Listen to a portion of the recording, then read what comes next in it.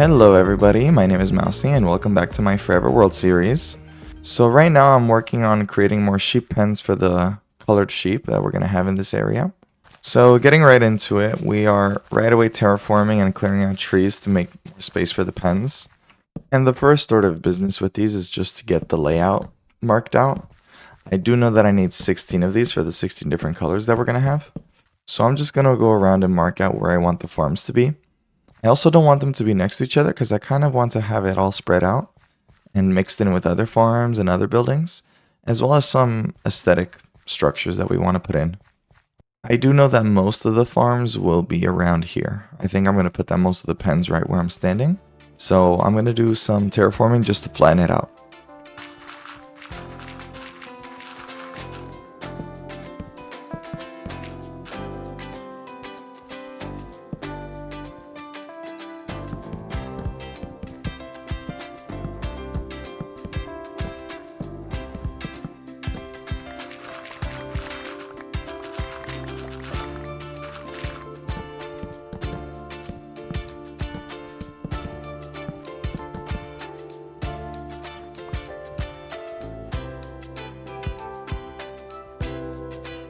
Alright, we're starting to get some down here, so we have about 10, I believe.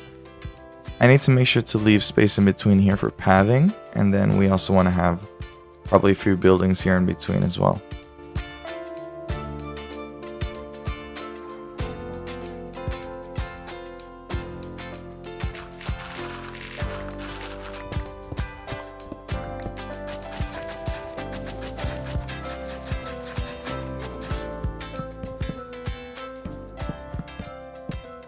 And then as I start to build up this area and clear paths and put up buildings, what I am trying to do is maintain sight lines. So for example, even when these little animal pens are a little bigger, I want there to be visibility of the main building from here. I feel like it gives it a good sense of depth and size to the town and a little more structure.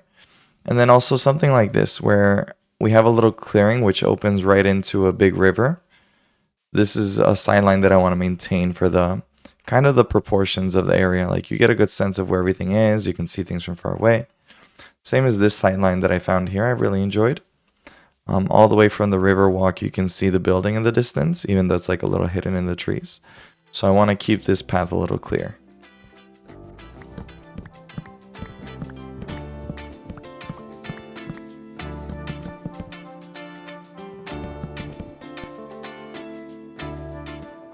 And then in the meantime, while I'm making these pens, I'm also going to be putting some pistons under these cactus farms so we can automate it a little more. We need to boost our green dye production quite a bit. With the sand in the ground, it'll be a pretty simple mechanism, but I'm thinking of doing it also with the cocoa bean farm, and that'll require 2 sets of pistons, one on top, one on the bottom, so we can have some more semi-automation in here.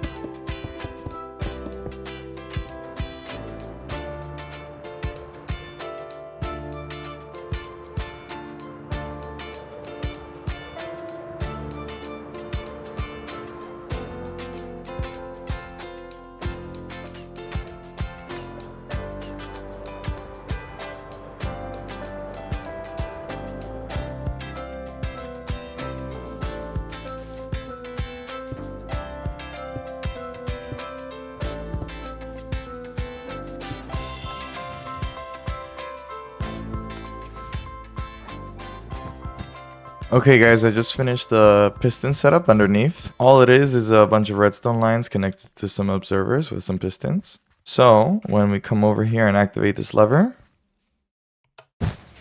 we get automatic harvesting.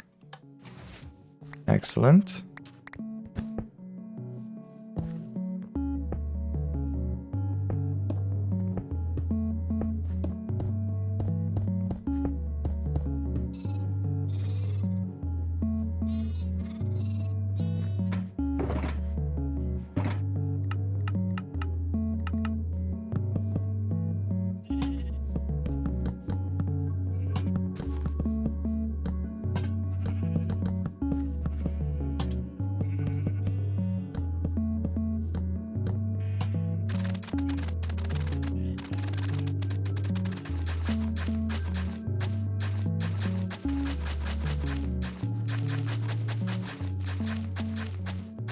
Alrighty, check it out. So we have all our sheep pens here set up with our various colors.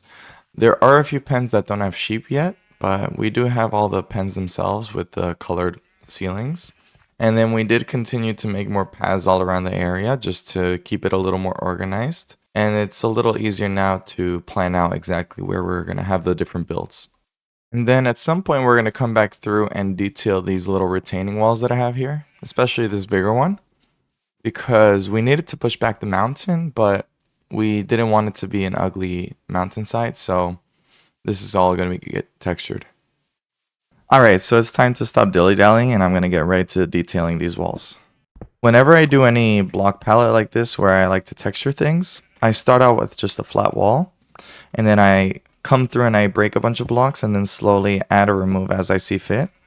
So just kind of based off of vibes as to how the area is looking, we can decide what looks best, what doesn't look best.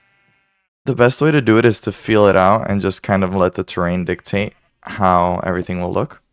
And then already with just a few blocks added, it already makes a huge difference. So by the time we put in all the remaining blocks, we will have a complete texture. Just a few bits and bobs here to give it a little bit of height, so it actually looks like it's retaining the soil behind it. And then just a little bit of andesite to give some highlights, to break up the stone a little bit. And that, my friends, is how you texture a wall. Okay, next up, let's tackle the big one.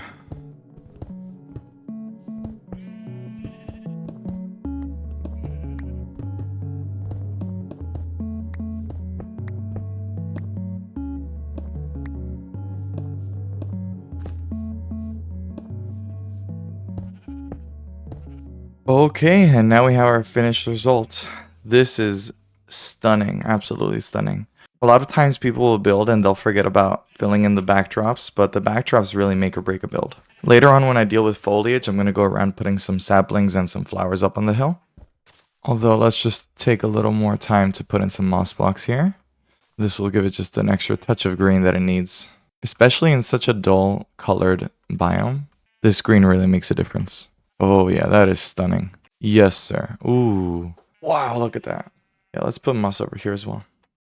Okay, so now we're going to get started on a little building with some wheat storage.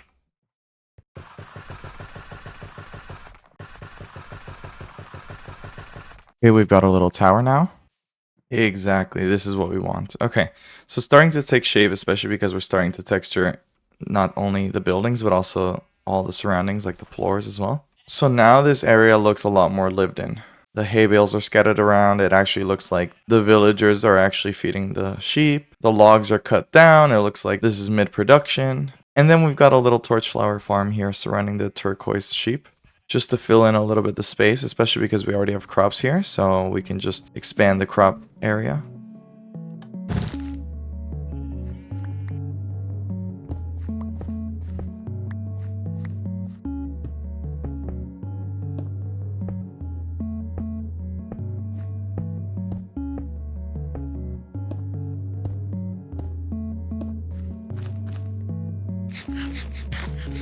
Alright, and as we wrap up another night in Minecraft, we have a little worker house. I'm planning on making multiple of these all throughout the village. So the goal is to make it more lived in. And I'm thinking if I have plenty of houses all scattered throughout the work areas, then it's gonna seem a little more lively here. Wow, I'm just loving this whole area. It's starting to look amazing. Alrighty guys, that's gonna do it for this episode. I hope you guys liked the little update on my forever world. Please, if you enjoyed the video, like and subscribe. It really does help a lot. And I'll see you in the next episode. Bye everyone.